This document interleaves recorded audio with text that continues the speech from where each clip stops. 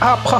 이빨이 얘들은 65류여서 진짜 뾰족해. 바닥에까지 흘러 넘치고 있습니다. 머리통에서 PWD ER에 가짜 아이돌이 들리고 있어요.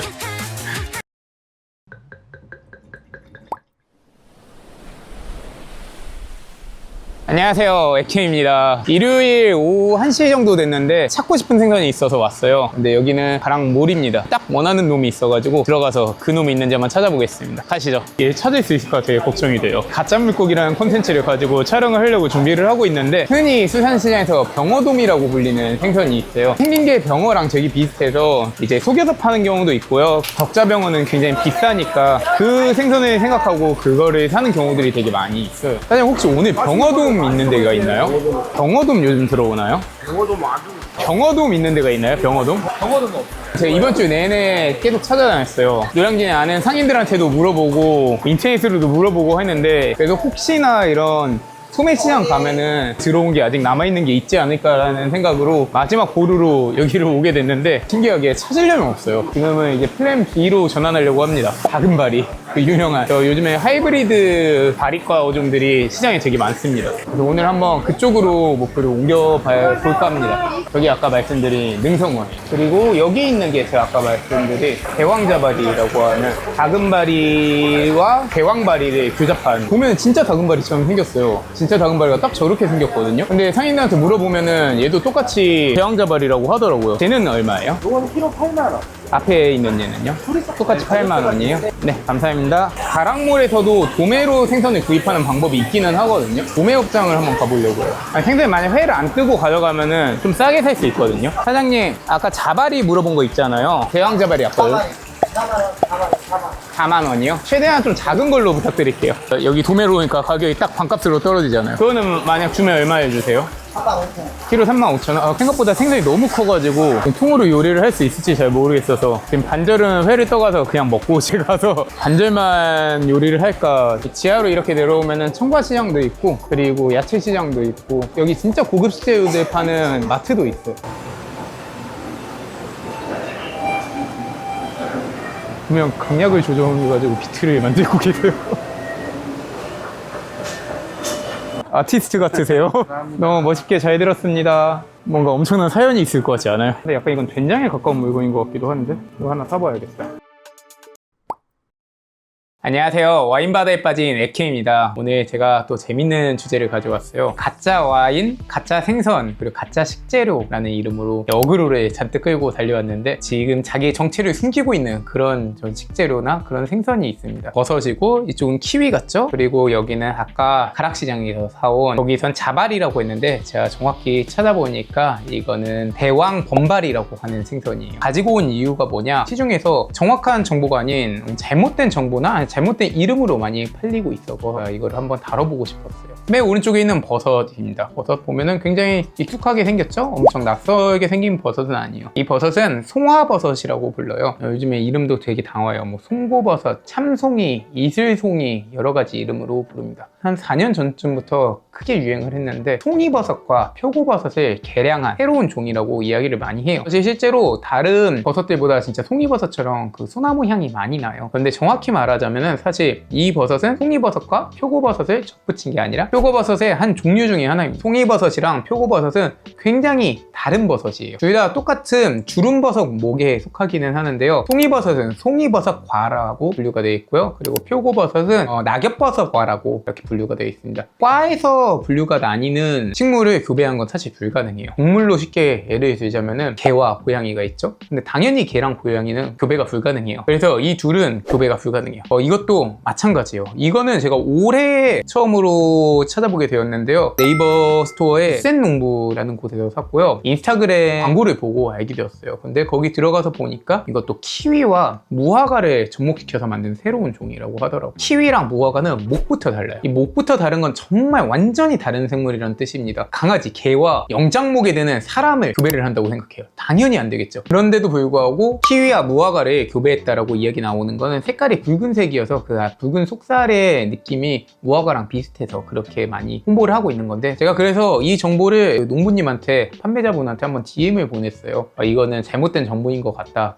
고쳐줬으면 좋겠다라고 이야기를 했는데 뉴스 기사를 이렇게 보내주시더라고요. 봐봐라, 이거는 키위랑 무화과를 교배한 게 맞다, 이렇게 말을 하는데 그 기사도 잘못된 거죠. 팩트를 체크하지 않고서 농부분들도 기자분들도 파는 분들도 진짜 그렇게 믿고 파는 거예요. 이거는 속이려고 파는 게 아니라 그렇게 믿고 있어서 그렇게 파는 겁니다. 하지만 저는 잘못된 건 잘못된 거라고 생각해요. 그런 것들이 이제 소비자들을 현혹시킬 수 있기 때문에 지금이라도 제대로 된 정보가 알려져가지고 잘 정정되었으면 좋겠습니다. 그래서 앞서 두 개는 마케팅을 위해 가지고 소개된 전혀 다른 식물이라고 보시면 돼요. 근데 옆에 있는 대왕 범바리 같은 경우는 조금 이야기가 달라요. 시중에는 되게 다양한 바리과 어종들이 있어요. 우리나라에서 가장 유명한 이제 다금바리와 굴바리가 우리나라의 최고급 어종이죠. 두 가지 어종은 정말 비싸고 또 자연산밖에 없습니다. 우리나라뿐만이 아니라 해외에서도 그루퍼라고 불리면서 고급 요리로 많이 사용이 됩니다. 그렇기 때문에 많이 양식을 해요. 다금바리는 성장이 굉장히 느려요. 비용에 비해서 성장이 느려서 돈을 많이 벌 수 없습니다. 그래서 이 어종들을 교배를 한 거예요. 우리 아쿠아리움 가면은 골리앗 그루퍼라고 하는 정말 큰 생선이 있어요. 그리고 이 생선은 정말 빨리빨리 자라요. 이 골리앗 그루퍼와 다금바리의 정식 명칭인 자바리를 교배를 해서 대왕 자바리라는 어종을 만들어내요. 최근에 한국에 굉장히 많이 들어오면서 양식 다금바리라는 이름으로 많이 팔렸습니다. 지금 대왕 범바리라고 한 거는 그 골리앗 그루퍼와 범바리라고 하는 생선을 교잡한 거고요. 그 이외에도 그 교잡종들끼리 또 교잡을 하고 흑기흑점바리라든지 뭐 여러 가지 그루퍼들을 교잡을 한 어종들이 시중에 많이 있어요. 그래서 저도 사실 그것들을 보고 정확히 얘네들이 어떤 어종인지 동정하는 게 조금 어려울 정도로 많은 종류의 양식 바리과 어종들이 있습니다. 방금 상기한 이 두 가지 식재료는 달라요. 이 식재료는 아예 다른 재료라고 했잖아요. 얘는 송이버섯이 아니고 얘는 무화과가 아니기 때문이에요. 그런데 이 대왕 범바리는 다금바리와 가까워요. 대왕 자바리라는 생선은 실제로 다금바리를 교배해서 만든 생선이라서 맛도 굉장히 비슷하고요. 그리고 실제로 굉장히 고급 생선이다. 문제는 그 생선을 제값에 팔지 않거나 그거를 모르고서 파는 사람도 사는 사람도 모르고서 고가의 거래가 됐을 때 문제가 생길 수 있어요. 이 생선을 대왕 범바리라는 이름으로 판매가 되면은 먹는 사람이나 사는 사람이나 행복할 수 있습니다. 그렇지만 이걸 만약 다금바리라고, 심지어 자연산이라고 판매되었으면 키로당 2~30만 원이 넘어가는 고가로 판매가 됐겠죠. 물론 찾는 사람들이 맛있게 먹으면 되는 거 아니냐라고 생각하지만 저는 좀 더 정확한 정보가 알려졌으면 싶은 마음에 재료들을 오늘 준비를 하게 되었어요. 일단은 이 세 가지 재료들을 다 같이 이용하는 요리를 오늘 한번 해볼게요. 그 전에 한번 리뷰를 해드릴게요. 생으로 이렇게 썰어가지고, 송이버섯이랑 전혀 다른 맛이고요. 맛있는 표고버섯 맛입니다. 반으로 썰어볼게요. 인터넷으로 봤을 땐 사실 이거보다 훨씬 더 빨간색이 많이 들었거든요. 신맛이 하나도 없어요. 달콤하고 향도 좋습니다. 그리고 여기 있는 거는 대왕 범바리 회입니다. 등살 쪽인 것 같아요. 혈압력이 있는 거 보니까. 간장만 찍어서 먹어볼게요. 굉장히 고급스러운 맛이에요. 하지만 예전부터 생각하는 단점이 식감이 엄청 질겨요. 그래서 숙성을 해서 먹으면 굉장히 고급 생선이 될 거라고 생각하는데 그냥 화로 상태로 회로 먹을 때는 질긴 단점이 있어요. 뱃살을 와사비랑 같이 먹어보고, 뱃살은 완전 다르네요. 뱃살이 훨씬 맛있어요. 기름기가 팍팍팍 터지면서요. 이거는 진짜 다금바리 같아요. 마지막으로 껍질을 바리과 생선은 껍질이 좀 두터워요. 데쳐서 먹으면 약간 돼지 껍데기 먹는 것처럼 쫄깃쫄깃해서 같이 드시면 좋겠습니다. 개인적으로 QWR을 굉장히 좋아해요. 제가 바위계인데요. 멤버가 4명이 있잖아요. 그 4명이 하나의 밴드를 만든 것처럼 이 3가지 재료와 그리고 궁극기가 있습니다. 궁극기 와인이 당연히 있겠죠? 그 와인까지 하는 컨텐츠를 지금부터 만들어 보겠습니다. 그래서 오늘 무슨 요리를 할 거냐면요, 대왕자바리 이용해가지고 생선찜을 만들려고요. 키위를 소스를 만들려고요. 송화버섯에 다져 넣어가지고 버섯 풍미를 더 살려보려고. 그리고 오늘 소스는 이제 3가지가 준비가 됐어요. 가락시장에서 사온 소스예요. 간이 배야 되니까 칼집에 대서 들어갈 기를 이렇게 만들어 줄게요.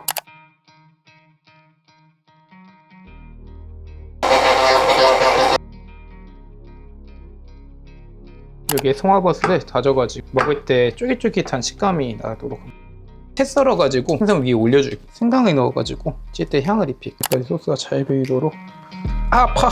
이빨이 애들은 육식어류여서 진짜 뾰족해. 찜기에다가 고량주를 살짝 넣어가지고 향을 내면 좋은데 아끼는 술인데 여기다가 살짝만 넣겠어. 이건 아까 받아온 내장인데 먹을 수 있는 부위만 따로 빼가지고, 생선이 워낙 크니까 제대로 사우나 찜질 한 20분 봐보겠습니다.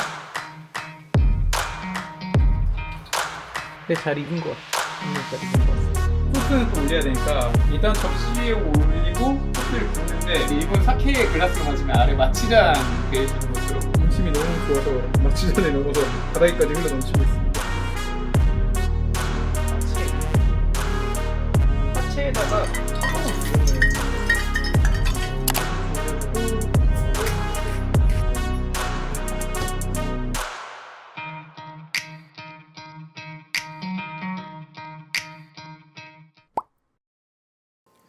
네, 드디어 오늘의 요리가 완성이 되었습니다. 오늘 전혀 이렇게 큰 생선을 집에서 요리하게 될 줄 모르고 접시랑 그릇도 아무것도 준비를 못했어요. 그래서 어떻게 네모바퀴 열심히 굴려서 어떻게든 이렇게 담아냈습니다. 그래서 오늘 요리 제목은 광둥식 대왕 범바리 찜으로 하겠습니다. 근데 이제 필리핀 소스와 게노다 가짜 재료 삼형제를 곁들인 사실 이 음식 자체는 레시피를 살짝 변형을 한 거고 홍콩이나 중국 남부에서 되게 많이 먹고요. 동남아 여행 가서도 흔히 이 그루퍼 거기서 라프라프라고 부르거든요. 이렇게 많이들 해 먹어요. 그리고 오늘 여기에 곁들이는 와인 또 준비해봤죠.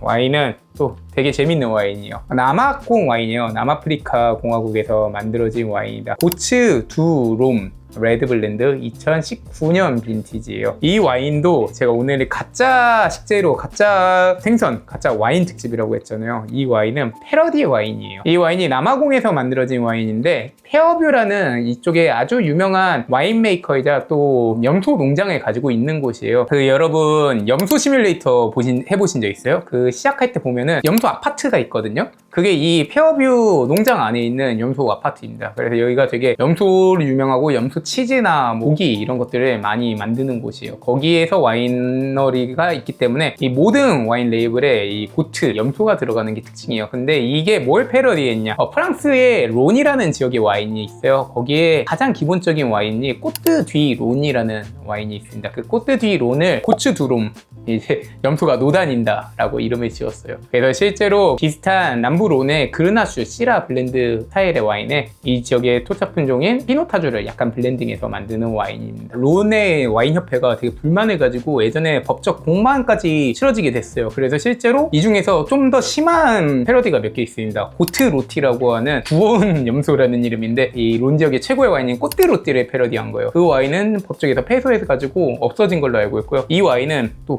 이름이 고츠드롬이니까 뭐 꼬트디론이랑 엄청 비슷하진 않았나 봐요. 계속해서 아직까지 만들어지고 있습니다. 제가 앱캔이 태어나서 처음으로 마셔본 와인이에요. 그때가 제가 한 중3이었나? 고1 정도 됐을 거예요. 그때 당시에는 홈플러스 말고 까르푸가 있었어요. 동네에 까르푸가 있었는데 거기서 엄마가 와인을 마시고 싶다고 해가지고 저보고 골라보라는 거예요. 그래서 뭔가 10,000원짜리 와인은 너무 쌀 것 같고 한 20,000원 정도 하는 와인을 사고 싶어요. 근데 또 그때 당시에도 이 마이너 변태 증후군이 있어서 평범한 거 먹기 싫어했거든요. 남아공 와인 뭔가 특이하고 재밌으니까 골라서 마셨는데 엄마가 한 입 먹어보라고 줬거든요. 근데 그때 제가 이런 생각을 했어요. 와인은 되게 원두 커피를 마시는 느낌이다라는 생각을 받았어요. 왜냐면 그 전까지 저는 와인은 되게 달달한 술인 줄 알았거든요. 먹어보니까 전혀 달지도 않고 되게 원두 커피 같은 느낌이네 하고 또 한 입 정도 먹어보고 말았던 그 기억이 있습니다. 근데 제가 이게 소믈리에를 시작하고 한참 있다가 그 와인이 뭔지 전혀 기억은 안 나고 있다가 일하는 업장에서 팔고 있었어요. 근데 이걸 딱 꺼냈는데 이 노란색 레이블과 이미지 그리고 남아공 와인 가격 그리고 맛과 향까지 하니까 그 와인인 거예요. 그래가 불현듯 이 주마등처럼 그것들이 다다다닥 스쳐지면서 바로 이거구나 하고 깨달았는데 제가 인생에서 최초로 마신 와인으로 아주 잘 기억하고 있습니다. 일단 와인 오픈해 볼게요. 저번에 말할 때 스크류캡 와인은 위를 잡지 말고 여기를 잡아서 이렇게 돌려주시면 돼요. 돌려주시면 이렇게 튀어나와요. 그렇게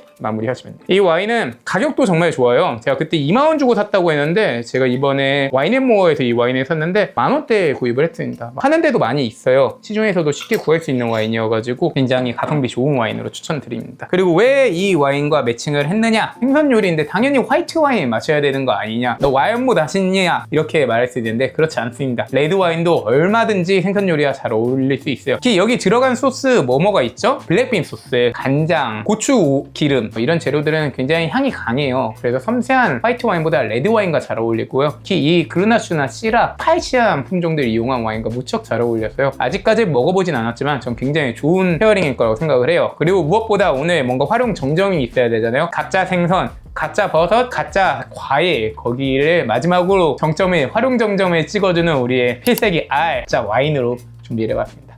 먼저 와인부터 마셔볼게요. 컬러가 굉장히 좀 투명한 편이고요. 이게 2019년 빈티지여서 살짝 숙성감이 있어요. 그래서 끝에가 약간 숙성돼서 느껴진 갸넥 같은 컬러가 있습니다. 향도 굉장히 좋습니다. 딸기 향이 물씬 느껴지는데 마냥 딸기한 느낌보다는 산딸기 같은 느낌, 아주 무르익은 그런 딸기 향이 느껴지고요. 흙냄새, 버섯 냄새 같은 느낌이 느껴지고 뒤에는 은은한 커피 향이 느껴져요. 남아공 와인에선 꼭 커피 향이 나요. 남아공의 커피가 유명해서 그런 거라는 이야기도 있는데 뭐 과학적인 근거는 없지만 남아공 와인의 제일 중요한 키노트 중에 하나가 커피 향입니다. 마셔볼게요. 주시하고 프루티한, 마시기 편한 이지 드링크 스타일 와인이에요. 탄닌도 거의 안 느껴지고요. 아주 가진 맛 넘치면서 이 은은한 향신료 같은 풍미 정말 기분 좋습니다.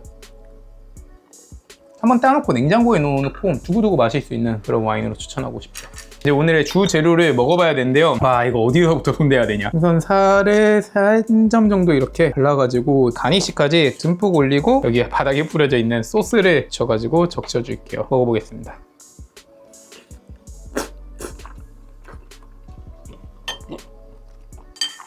너무 맛있어요.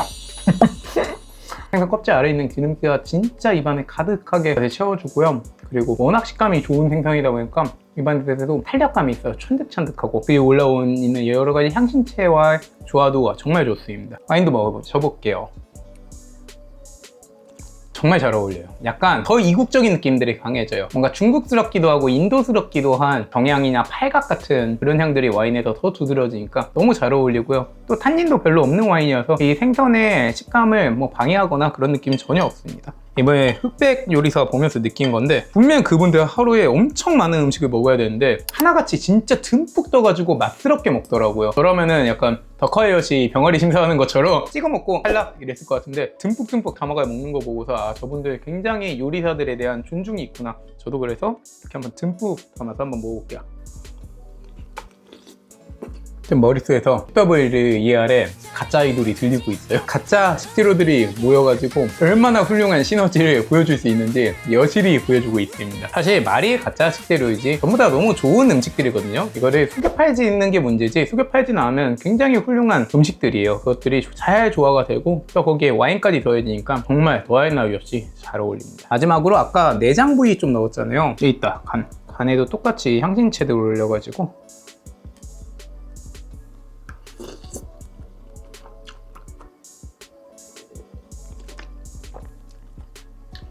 와, 이것도 너무 좋아요. 철분향 이런 느낌들이 있잖아요. 그래서 와인에서 동물적인 느낌들이 되게 강해집니다. 맛이 더 풍성하게 해줍니다. 진짜 너무 맛있어가지고 빨리 촬영 끝내고 이제 야무지게 먹어야겠어요. 제가 작년에 다낭에 놀러 갔을 때 정확히 이 조합으로 먹었었거든요. 호텔에 있는 레스토랑에서 반은 회 뜨고 이렇게 반은 찜으로 먹었어요. 그때 너무 좋았던 기억이 있는데 그 기억을 되살려가지고 오늘 너무 즐겁게 재밌게 요리했습니다. 컨텐츠 어땠나요? 약간 어그로성 있지만 좀 가짜 재료, 가짜 생선, 가짜 와인 한번 조명을 비춰주고 알려드리고 싶었어요. 여러분들도 즐겁게 봐주셨으면 좋겠네요. 지금까지 에이켄이었습니다. 감사합니다.